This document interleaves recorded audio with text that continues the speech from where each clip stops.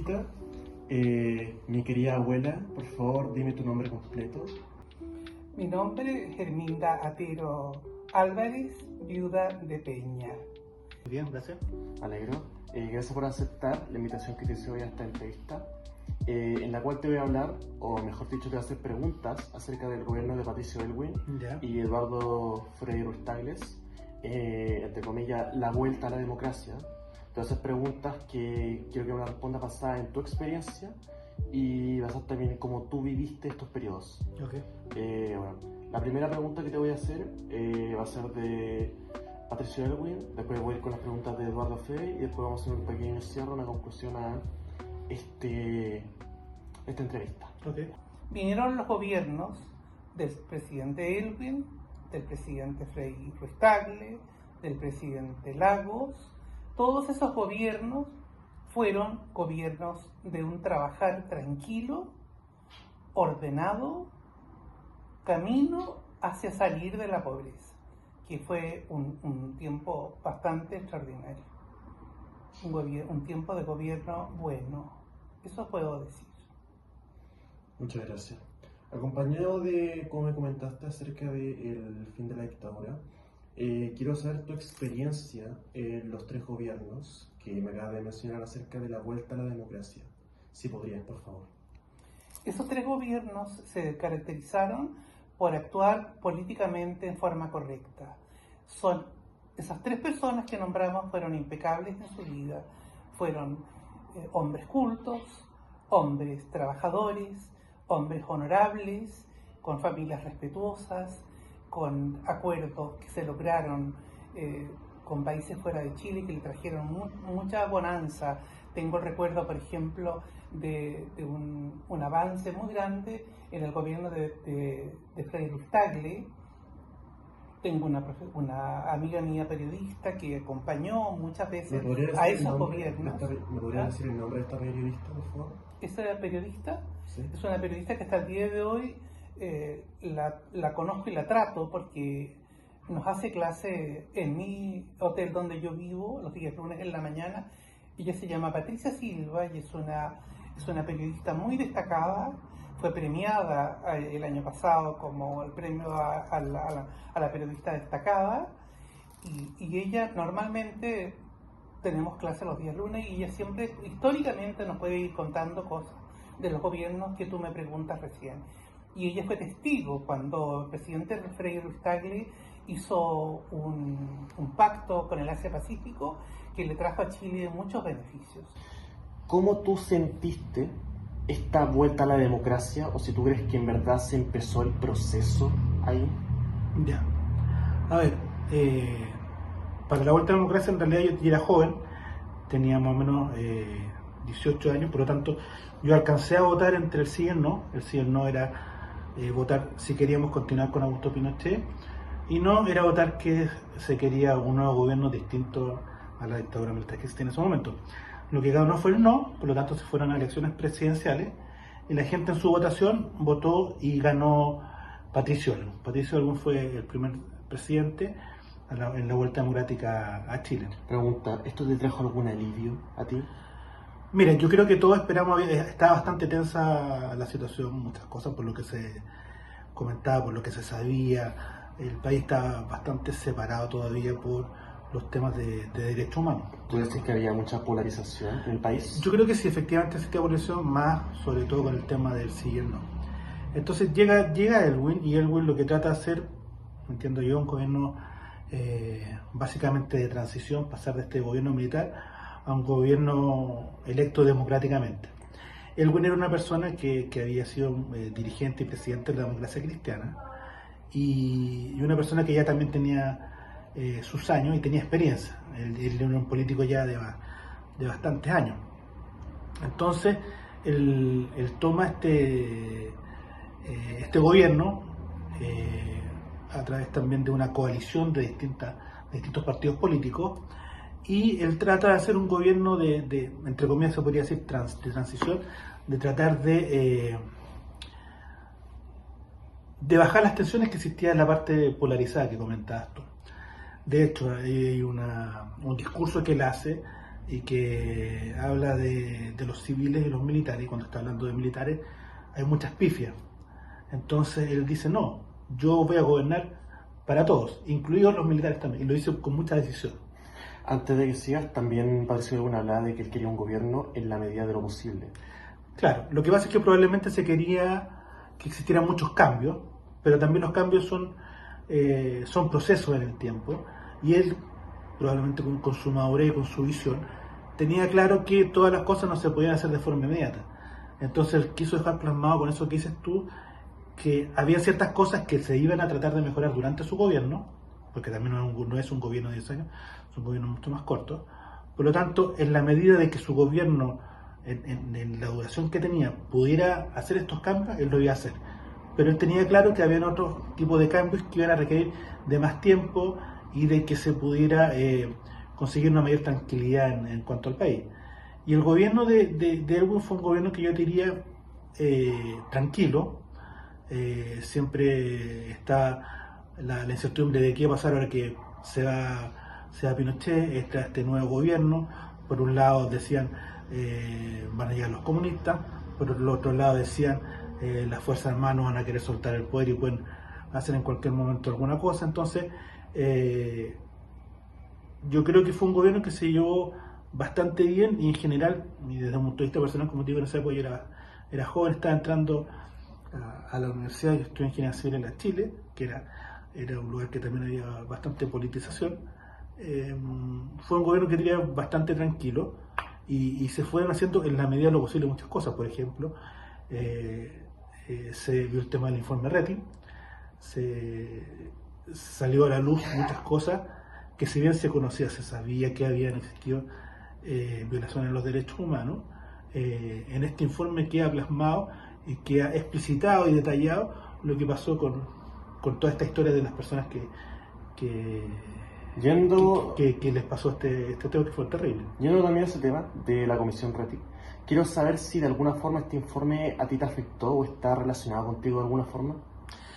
A ver, yo creo que a todos los que leyeron o vieron el informe, lo afectó desde el punto de vista de que se conocieron ciertas cosas que uno puede escuchar de repente, oye, hacían estas cosas que eran barbaridades, o puede que no, pero ya cuando está plasmado en el informe y tú ves que hay ciertas cosas que fueron muy fuertes, uno queda también como un poco impactado respecto a hechos que se pueden haber dado de tortura o de maltrato o de asesinato, de todo este tipo de cosas.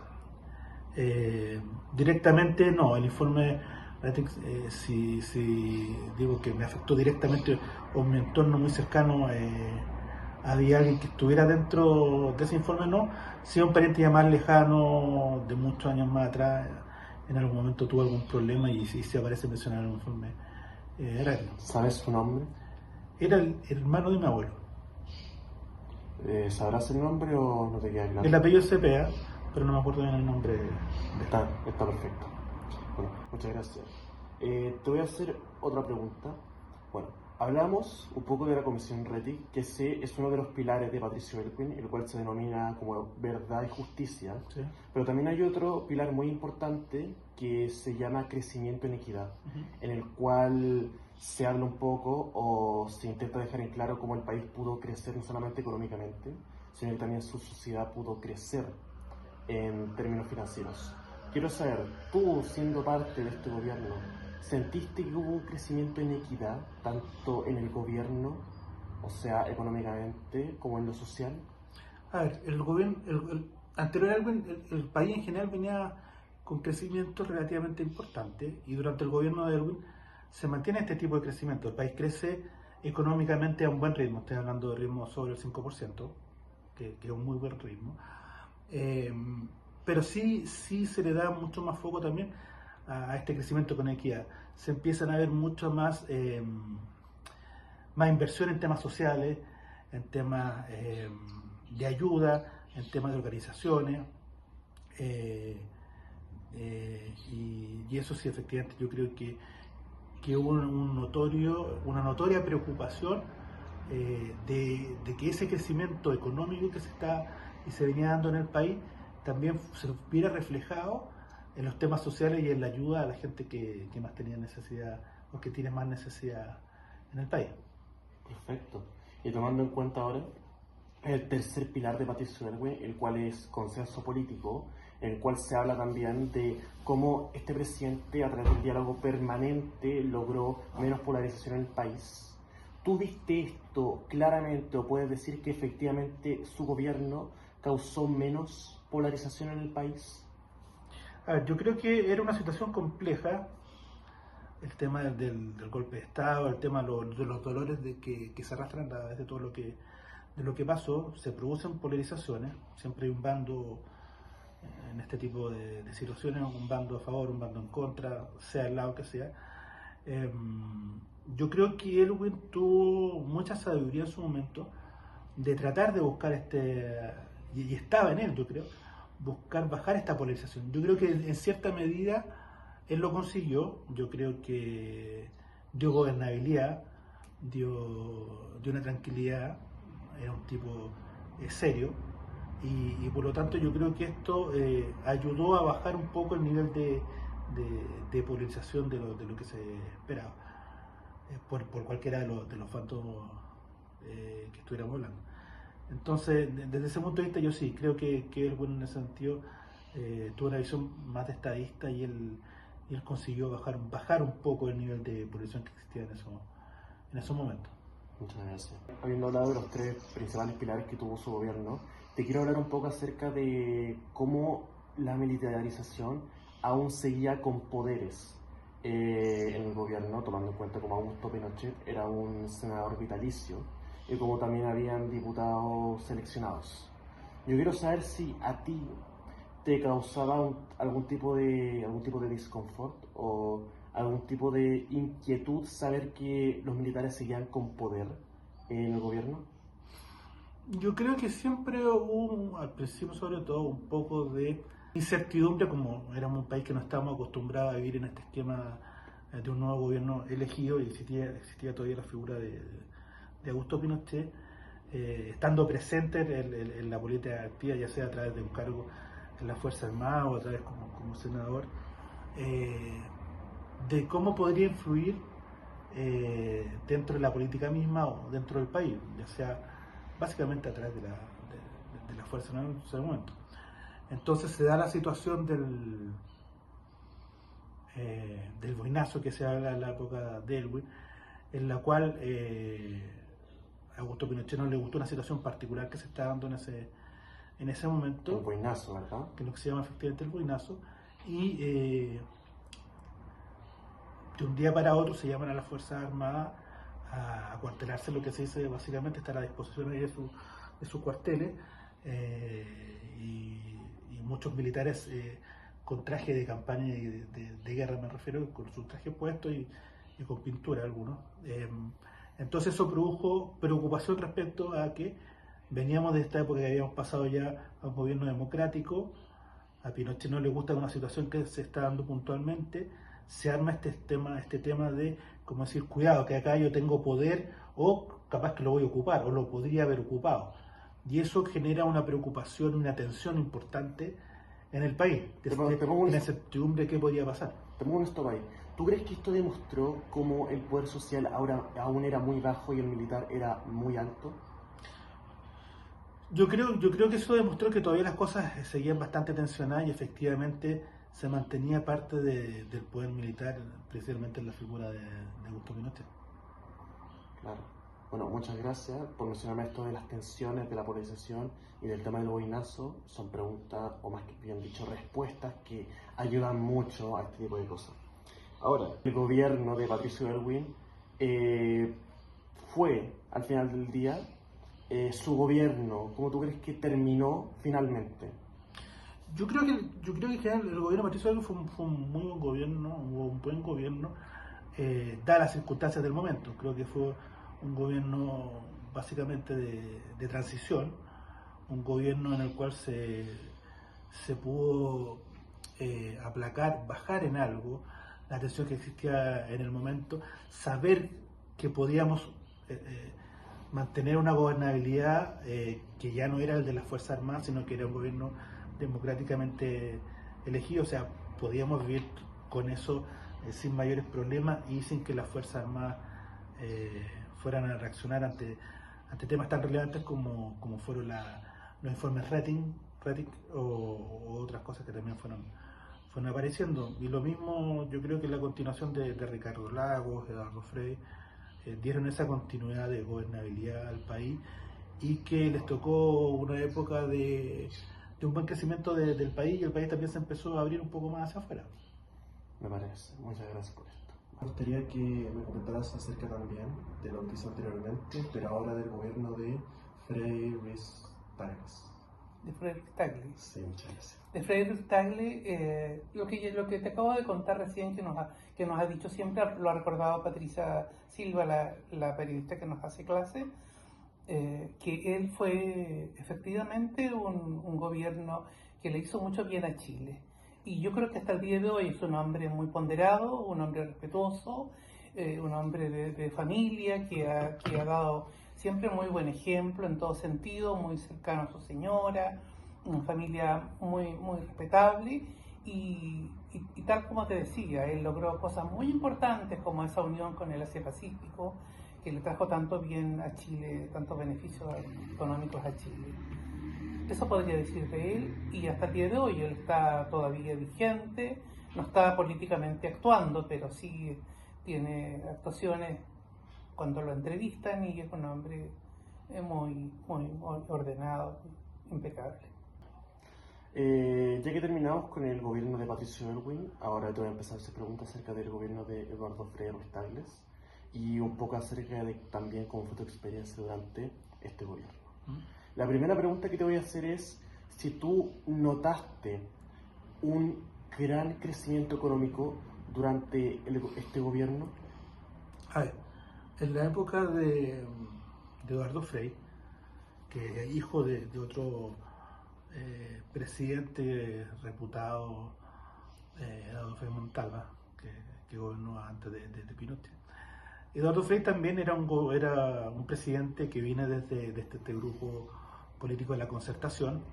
Le toca un periodo también de alto crecimiento, pero él básicamente hace una política de ir a tratar de buscar acuerdos con otros países afuera. Siempre se le decía mucho que viajaba mucho y pasaba arriba de un avión. De hecho, se hacían bromas con se hacían bromas que siempre estaba afuera, estaba viajando. Pero dicho sea de paso, bueno, él consiguió cosas importantes. Él consiguió un acuerdo con el Mercosur, que fue un acuerdo importante para Chile. Chile se estaba abriendo hacia afuera.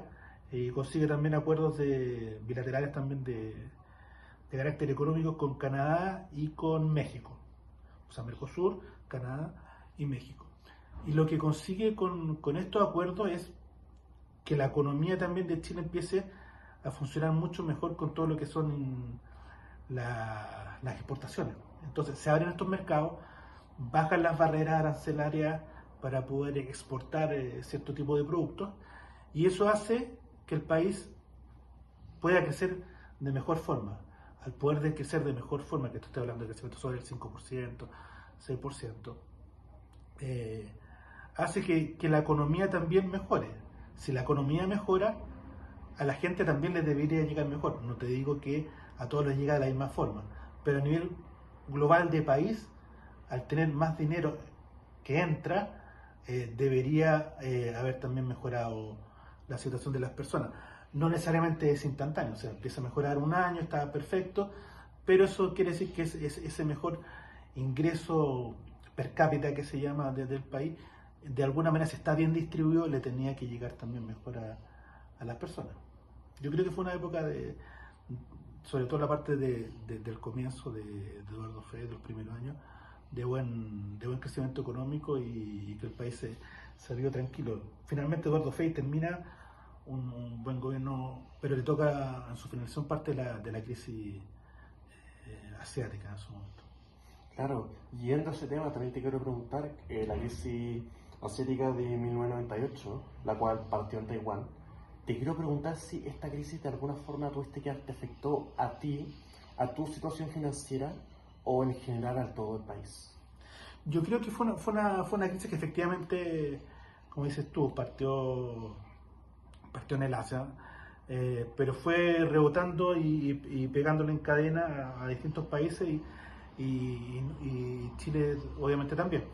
Entonces llega ya esta crisis asiática, afecta obviamente a las bolsas mundiales, afecta a la bolsa chilena, afecta a la producción, afecta a las exportaciones y empieza a haber una crisis financiera. Cuando hay crisis financiera, lo que viene sumado habitualmente son épocas de cesantía. Cuando hay cesantía quiere decir que hay mayor cantidad de gente sin trabajo y eso se reduce en que hay más problemas de lo que hay en la canasta familiar para consumir, de si voy en colegios pagados, no lo puedo seguir pagando tal vez en colegio particular. A mi hijo tengo que llevarlo a un colegio en su época estatal, subvencionado. Y son periodos complicados. Yo creo que la crisis asiática le pegó a muchas familias en Chile. Efectivamente fue un periodo complejo en el cual mucha gente se tuvo que apretar bastante el cinturón. En el caso particular mío, mi padre trabajaba en un organismo estatal, en particular en el Banco del Estado, y al estar en un organismo estatal tenía dentro de todo lo que pasaba en la crisis un poco más de seguridad o de estabilidad laboral, no de grandes ganancias, pero me refiero sí de estabilidad laboral. Y eso en particular a mí me da, o sea, a la familia dio una cierta tranquilidad desde ese punto de vista de estabilidad, pero fue una crisis complicada. Gracias, muchas gracias por decirlo. ¿Qué evento o cambio importante del país recuerdas haber vivido durante el gobierno de Ricardo Lagos? Bueno, lo principal fue que se empezó a implementar el Transantiago, que en su primer año fue un desastre. No funcionaban los recorridos, no habían frecuencia de buses, fue realmente una catástrofe. En cuanto a la reforma educacional, se implementó la jornada escolar completa, que fue el primer paso para llegar a lo que existe hoy día en la educación pública, donde un niño para entrar a un colegio tiene que entrar una tómbola para ver si sale o no sale. ¿Recuerdas alguna política social, educativa o sanitaria implementada en este periodo que te haya beneficiado o afectado de algún modo? No. Como política económica recuerdo los tratados de libre comercio que hizo Ricardo Lagos que beneficiaron la economía. ¿Qué imagen tenías de Ricardo Lagos en ese momento? ¿Cómo describirías tu percepción personal de su liderazgo? Mira, la imagen que yo tenía de él era que era un político socialista. Había mucho temor por cómo iba a llevar adelante su gobierno, sus reformas, todo lo que quería implementar. Y la percepción era como de alguien de derecha con alguien de izquierda, ¿ya? No era muy positiva. Pero después con el tiempo uno se va dando cuenta que ha sido uno de los mejores gobiernos desde el retorno a la democracia, porque la economía anduvo muy bien, se generaron muchas obras de infraestructura que hicieron crecer al país y nos adelantamos varios años a los demás países del sector en Sudamérica. ¿Cómo afectó a tu vida cotidiana el desarrollo de infraestructura vial, como carreteras concesionadas o autopistas urbanas? Bueno, durante ese gobierno se empezó a construir, por ejemplo, la Costanera Norte, que si bien es cierto, se construyó como túneles subterráneos, igual generó impacto vial porque en las calles, en algunos cruces, se generaban tacos, aglomeraciones y fue un problema durante muchos años el desvío de tránsito y las demoras que uno tenía para llegar de un lugar a otro. ¿Hubo alguna obra pública, reforma o medida del gobierno de Lagos que te haya impactado personalmente? ¿Cuál y por qué? Sí, lo que más me impactó fue la construcción de la Costanera Norte, porque es una autopista urbana que iba, por ejemplo, desde el aeropuerto de Santiago a Providencia en 15 minutos, que era impensado para la época. Eso. ¿Tienes que mencionar un momento, decisión o recuerdo que simbolice para ti el gobierno de Lagos? ¿Cuál sería y por qué? Bien. Serían dos. Primero, la decisión que tomó de mejorar la infraestructura vial del país, concesionando calles y caminos. Y el segundo son la cantidad de reformas constitucionales que hizo durante su gobierno. Gracias. ¿Cómo era tu situación personal en esos años, como estudios, trabajo y familia? ¿Y cómo se relacionan con el contexto del país? Yo tenía un trabajo, tenía una hija, tenía marido, trabajaba en una empresa que no era una empresa nacionalizada, era una empresa privada de capitales extranjeros. No tenía inestabilidad laboral, o sea, tenía estabilidad laboral, y mi situación en relación al resto de la población era privilegiada, po. Y siempre fue y sigue siendo, o sea, como que sobreviví el socialismo y no padecí, ¿cachai? Porque pertenecíamos a un segmento de la población que hoy día llaman rico. Ya, ¿Cachai? gracias. ¿Hubo algún acontecimiento nacional o internacional durante su gobierno que te haya marcado especialmente? Sí, el atentado del 11 de septiembre de 2001 a las Torres Gemelas en Nueva York. Ahí murieron prácticamente 3.000 personas y se derrumbaron las dos torres que eran un hito del capitalismo. ¿Cómo describirías el ambiente social o político que sentías en esa época?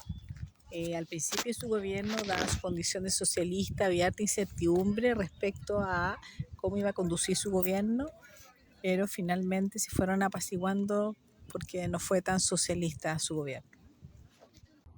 Muchas gracias. Ahora me podrías comentar de lo mismo acerca del antiguo presidente Lagos. El presidente Lagos también uno de los tres que estamos hablando de la época de la Concertación. Él fue también un hombre muy importante porque siendo que es de pensamiento socialista, él ha sido muy respetuoso, ha sido muy trabajador, muy impecable, es un hombre cultísimo, es abogado, historiador, es un hombre de verdad. Entendido, muchas gracias. Ahora cuéntame tu experiencia personal durante los 3 gobiernos de la Vuelta de Democracia y cómo eso afectó a tu situación como persona en Chile, cómo eso te afectó a tu vivienda. A mí lo que me pasó con la época desde los gobiernos de la Concertación, que son la Vuelta a la Democracia, me pasaron muchas cosas, porque profesionalmente pude dejar el colegio que había tenido durante esos 5 años anteriores, pude dejar eso por contacto con amigas mías, profesoras, compañeras mías, que me condujeron a un trabajo personal que se cristalizó en un trabajo de crecimiento personal para mí, digamos, porque me especialicé en lo que es la comunicación. Y tomando esta última frase que dice, una equidad para todos, si nos podrías comentar tu posición política también. ¿Cuál es? A ver, mi posición política, yo siempre me fui una persona más de centro, soy más partidario del centro. Creo que Latinoamérica en general y Chile también en particular, son países que son más politizados desde el punto de vista extremo. Y uno, dependiendo de la vereda donde uno parta viviendo, probablemente estará más tirado hacia ese lado. O sea, si una persona tal vez está económicamente muy bien, no tiene mayores problemas, no tiene mucha conciencia social, probablemente no se va a preocupar mucho del mínimo tal vez que tienen que tener otras personas. Y si una persona económicamente está muy complicada, probablemente, y le hacen algún tipo de promesas, probablemente se va a ir hacia donde más esas promesas le puedan servir en su crecimiento de vida. Me gustaría, sí, que en los años uno pudiera llegar a estar más en el centro, pero cuando yo me refiero al centro, no me refiero a que sea el centro derecha, centro izquierda, sino que a que culturalmente nosotros pudiéramos tener un piso mínimo en el cual, independiente que tú seas de un partido A o un partido B, que sea más de izquierda, más de derecha, el mínimo va a ser más o menos en promedio parecido. No va a haber tantos grandes cambios importantes como muchas veces puede ser si vemos en Europa o en Estados Unidos, si gobiernan los demócratas o gobiernan los republicanos. El cambio en la situación del día a día tal vez de las personas no va a ser tan relevante, porque hay un piso más o menos que la gente ya con cierto entendimiento dicen, bueno, en esto más o menos que lo principal, más o menos estamos de acuerdo, ya las diferencias vienen siendo más en el detalle. Pero lo principal, todos tenemos que tener un cierto piso mínimo social, tenemos ciertas cosas previsionales cubiertas, tenemos ciertos temas de salud cubiertos. Por lo tanto, ya el ser de más de un lado o del otro raya un poco más en diferencias que no son las centrales. Entonces, a mí me gustaría poder llegar a que como país estuviéramos más de acuerdo, pudiéramos tener mayor diálogo, no tener posiciones tan extremas de un lado y del otro. Me gustaría un país mejor así. Muy sabia tu visión y la entiendo totalmente, en verdad. Muchas gracias por esta respuesta que me está dando, porque no solo están llenas de sabiduría y de conocimiento, sino que tienen una visión que muestra cómo tienes un entendimiento de las dos facciones, de una parte que tal vez no tenga tanto, como tal vez de una parte que tiene mucho. Tú sabes diferenciar de que la gente a veces tiene que elegir no por voluntad propia, sino por obligación. Entonces igual te agradezco mucho que tengas una visión tan abierta a las personas, en verdad. Muchas gracias. Un pasaje. Muchas gracias, Tita, por esta entrevista, por tu tiempo. Gracias a ti, Quito, por haberme preguntado cosas que son de mi historia personal y de la época de mi país. Me parece.